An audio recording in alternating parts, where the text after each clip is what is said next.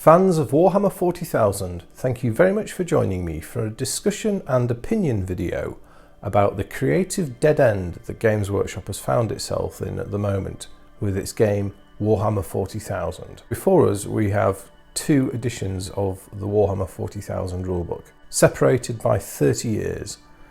Rogue Trader, published in 1987, the first edition, and then the 8th edition, just published a few months ago in 2017. 3 decades separate these books, and within that 30 years, Games Workshop has been building and developing on the ideas presented in the first edition Rogue Trader of the dystopian, terrifying far future of the 41st millennium, and the rotting carcass of human civilization known as the Imperium of Man. The central theme I want to explore in this video, and also I guess get a debate going around, is how Games Workshop has developed the storyline of Warhammer 40,000 over the years by sticking to the original vision of Rogue Trader and what Rick Priestley essentially wrote. They have slowly but surely boxed themselves into a creative dead end with regards to what drives their success as a business, and they've also become trapped by their own success as a business in terms of the direction that they've decided to take in 8th edition, which is fundamentally shifting the outlook of the game in a way that has never been seen before and is somewhat revolutionary. It's no longer an evolutionary step. So Warhammer 40,000 Rogue Trader was written in the mid to late 80s by a group of essentially punks, I believe, and archaeologist students whose formative years were in the 70s and early 80s, and their worldview was shaped accordingly. You know, I was under the age of 10 at that time, but I still remember what was going on politically a bit and what society was like, and I can see how the writing in this book was shaped by that. I mean, Warhammer 40,000 was very ironic and tongue-in-cheek. As well as being a bleak and dystopian future universe, there was also a tongue-in-cheek element to it. Beneath the surface, the game wasn't taking itself entirely seriously. As time's gone on, however, a few things have happened in terms of how Games Workshop has developed the concept of the Imperium of Man and the universe and the various antagonists within this world. I mean, within Warhammer 40,000, just about everything was laid down as a concept. The only new ideas as factions go that have really been added are the Necrons and the Tau. Everything else was in the original concept, certainly in terms of the menace that everything presented to humans. And what Games Workshop did is they built on the success of Warhammer 40,000. And at this point, I think it's worth thinking, well, why was Warhammer 40,000 successful? Was it because it was a really clever game? Well, not really. It was an individual model level skirmish game, and I've talked at length before about what the game of 40k is. But as a rule set, it wasn't particularly clever.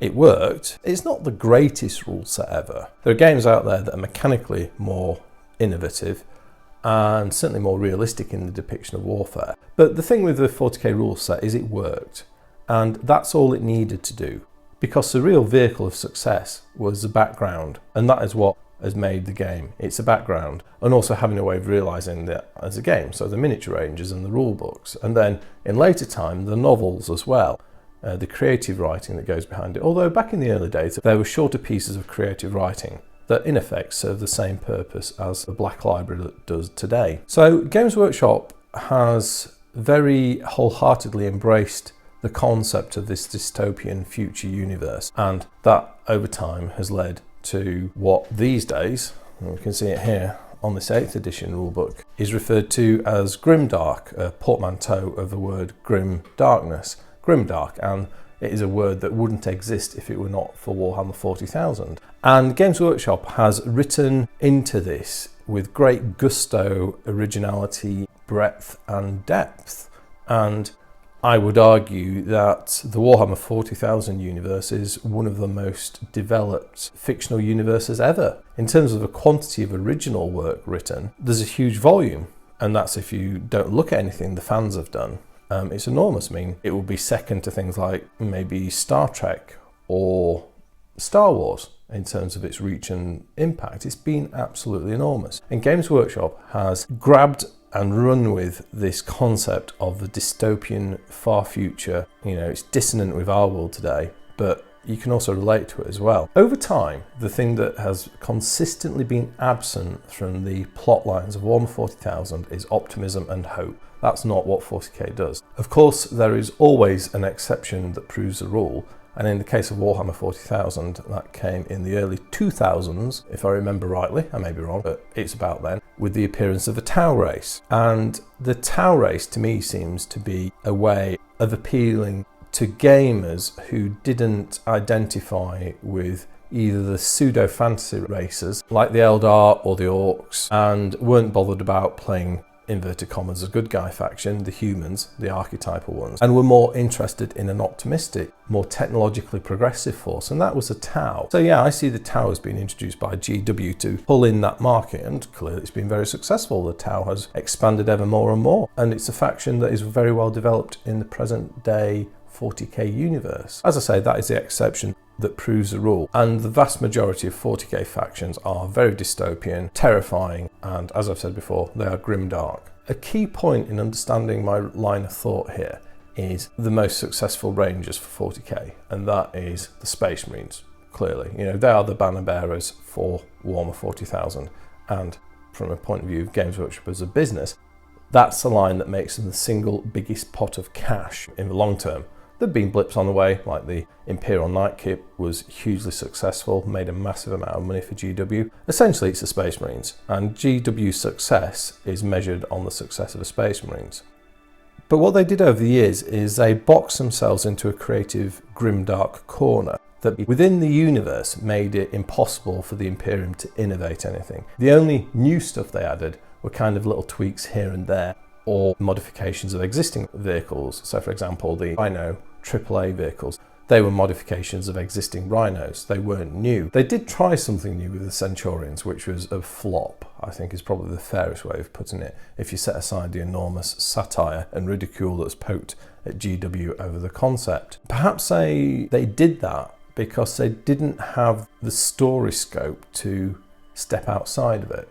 And let's remember, what brings people to 40k is the story in the imagery, it's not the rules. And a lot of other recent innovations in Games Workshop's product lines, particularly with regards to Space Marines, have been refinements of existing kits, kind of taking things that they've already got and tweaking them. However, what they did was quite quickly, or certainly, you know, up to maybe 5 years ago, is they built kits that pretty much were within the concepts they'd created and the production that they can achieve were pretty much perfect. You know, the Assault Marine set, the Tactical Marine set, the Devastator Marine set, they were excellent kits. They had all the options that you needed.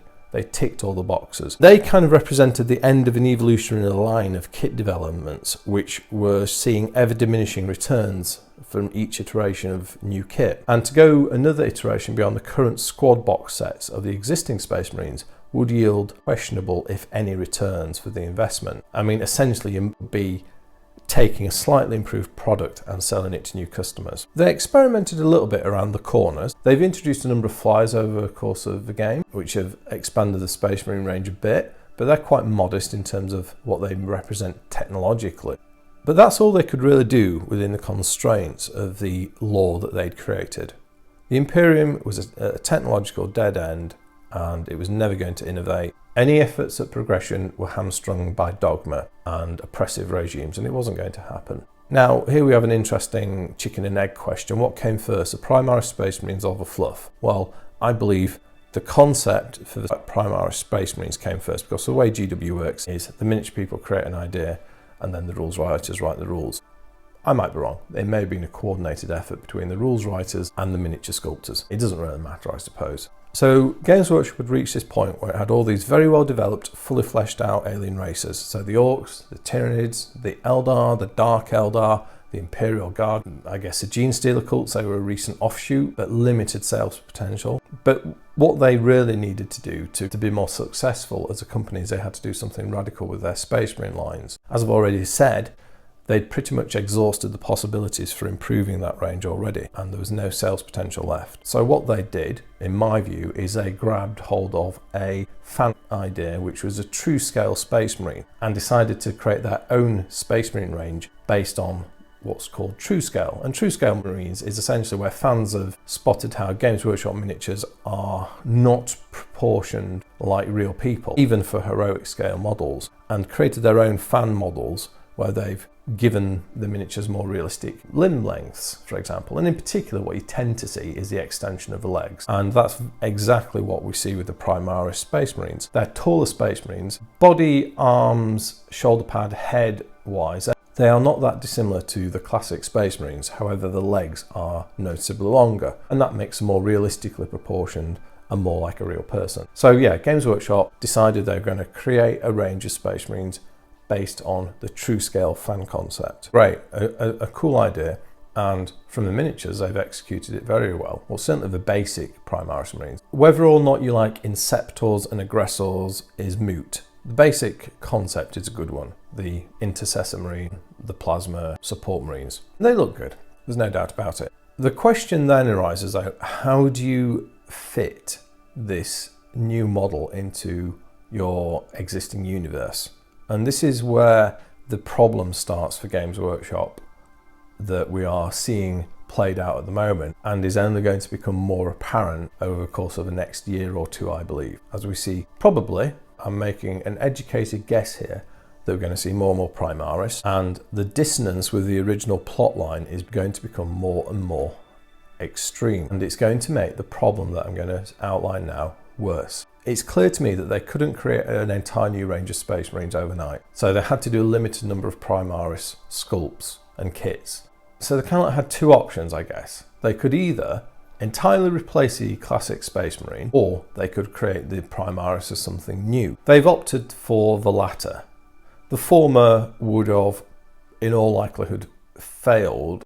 The former would have carried huge risk from alienating existing fans by basically writing out huge collections worth hundreds if not thousands of pounds. They may well have negated any creative gain with the Primaris models and how good they look through fan revulsion and walk away at how they handled it. So they opted for a latter approach, which is to integrate the Primaris Space Marines, or the true scale Space Marines, into the existing Space Marine line as something new. This is where the problem of being boxed into a Grimdark corner becomes apparent in your lore. The Primaris Space Marines, they decided to go down a route of innovation to introduce them into the 40k universe. And that very concept at its basis, most simple level, is completely counter to all the lore they've been writing for the last 30 years. Well, not quite 30 years, but as good as 3 decades worth of lore. And that's where the issue arises. Games Workshop have decided on a route out of their Grimdark corner in the 40k universe. It's a route that doesn't sit well with a lot of fans, particularly those fans who really like the game for what Games Workshop has really made it successful for, which is a grim darkness. And they've, Games Workshop are their own worst enemy here. They've sold and reinforced this concept again and again through marketing, through rules, through games, through products, through the novels. It's always been there. And now all of a sudden they're saying, the Imperium can innovate again. Now, that in itself, from my point of view, isn't necessarily a road to nowhere. However, I think the way they've handled it is problematic.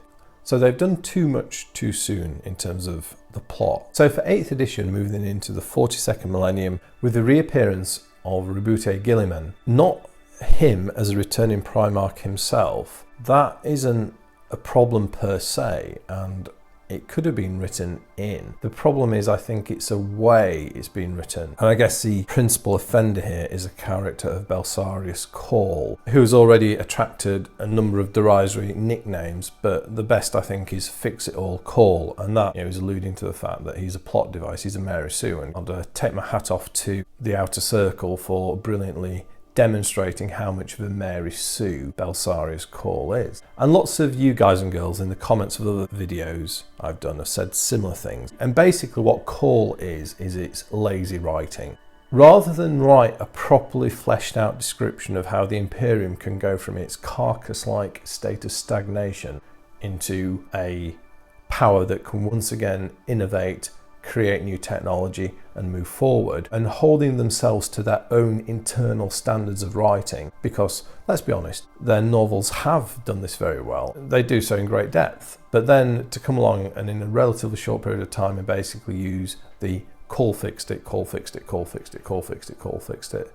Oh, how do we get around this problem? Oh, call fixed it. That's entirely the problem. And basically the players don't buy into it. Well, I say the players, now this is the interesting thing. No, not all players buy into it. Some players do, some don't. And what I read is it's really split the player base. Now, perhaps the older players are quite vocally against it, perhaps, because they have the knowledge of the game throughout its longer history, you know, maybe over 2-3 decades. There are people who are also in that age group who I think kind of like are on the fence because they like the creativity of the new Rangers, but they don't like the lore. And if anyone likes the lore, that'd be a good one. Does anyone like the lore? I'd love to hear that. And then you have the people who are enthusiastically for it. And probably, if you were to look at the age demographic, I would suggest that that is a younger player base. So maybe Games Workshop's done what it wanted to do here. It doesn't care about its older fans. It wants to appeal more to that younger player base. But the long and short of it is the technological progression that the storyline in 8th edition represents is very lazy, and it isn't up to their own standards of lore writing. Even if we set aside egregious examples in the past, and we all know the author of the 6th edition Space Marine Codex has got a lot to answer for there. Even so, that's nothing compared to what 8th edition represents. So this whole thing's very interesting now because Games Workshop has charted a course out of its Grimdark Deadend storyline from the point of view of innovation. It's a very interesting Deadend, and you know, it's a very creative corner. They want the Imperium to innovate on the back of that innovative trope in the storyline. They want to produce new models and produce new models in exciting and different ways to what the previous lore had constrain them to and what they box themselves into. So I think that's where we are with the game now. So we are at that interesting point of change. We're kind of like on the tip of the fulcrum, aren't we, between what 40k was like in the Grimdark era and what is 40k going to be like in this new, apparently more innovative and bright future. You know, is the Imperium going to become more like the Tau? Well, it won't, but it feels that way to probably some of the people who read the lore. So looking at this whole period of the last 6 months since 8th edition has been released, Games Workshop has done this as a product, they're trying to get sales, but it's such a radical shift from the story point of view that is so important to so much of a player base. And perhaps we're going through a more subtle version of what happened with Age of Sigmar. Lots of people have said it, but from a personal point of view, I do wonder why Games Workshop couldn't have written this story better from the point of view of how the Imperium is going to become more innovative. Book series like The Rising Storm are in effect a wasted opportunity to explain this in detail and with depth. They pretty much read as bolt-upon hero flick material, which appeals to some people, but it lacks depth. And The Rising Storm, it was a bit like No Man's Sky, if anyone's ever heard that Angry Joe review. It's as wide as an ocean, but as deep as a puddle. And that, for me, sums up The Rising Storm. It didn't really try to tackle the difficult questions of how the Imperium might become innovative again. And that's just compounded by the lazy intellectual concept of Belsarius Call as explaining the technological progression. And that's a shame because they could have done it so much better. I really think they could have done it a lot better. But they've done it now, and there's no going back. I can't see Games Workshop unwriting what they've done. I suppose one thing you'd have to think carefully about is, if you were a young player now starting 40k, what does it mean as a game? What it means on a sort of more deep thinking level compared to what we got back in 1987, which was quite a seminal work with Rogue Trader. There's a very different level of thinking involved in the two games. There's a very different depth of development and information given about the universe in the two versions from 1987 and 2017. From a personal point of view, as I'm sure many of you who have watched my videos for any period of time will appreciate, I'm not particularly bothered about the forefront of the story in 40k.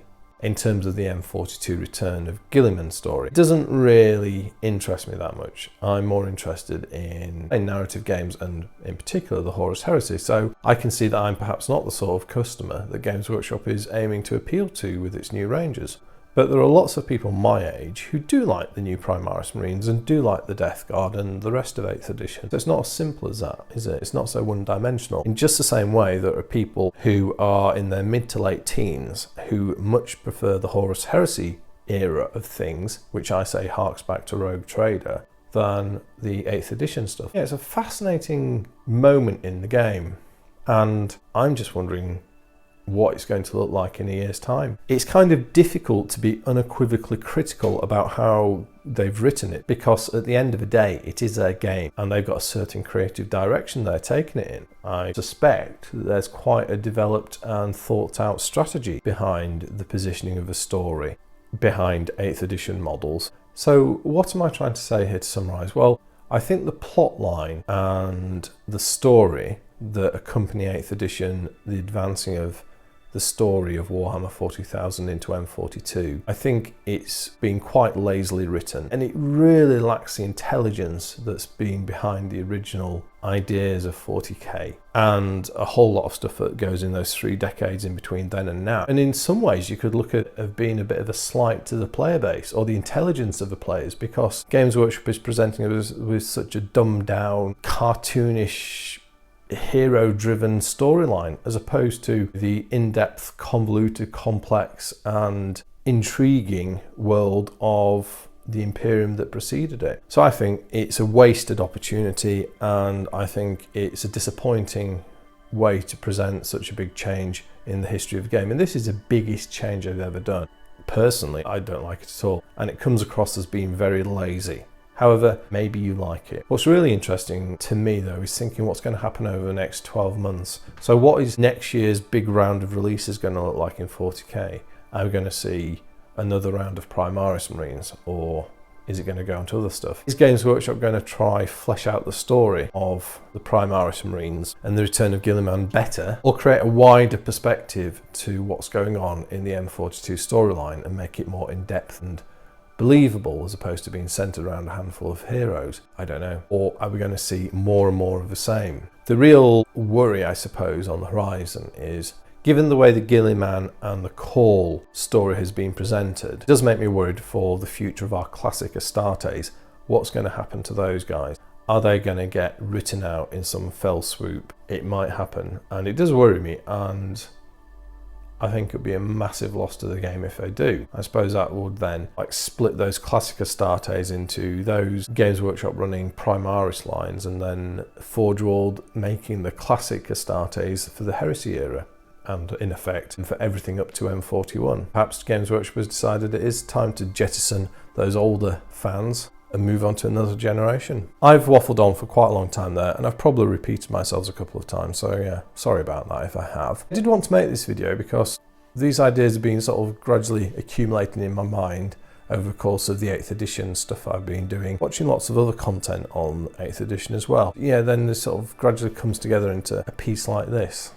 I guess the question that I'm really posing at the end of the video is, what is the future for Warhammer 40,000's Imperium? What is it going to look like in a year or two's time?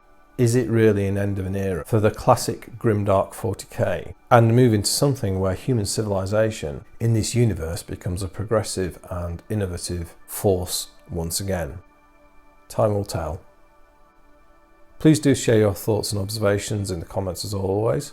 Thank you very much for listening to this quite long monologue, and I hope you found it thought-provoking and interesting. But other than that, I'd just like to say thank you very much for watching. I'll speak to you next time, and goodbye.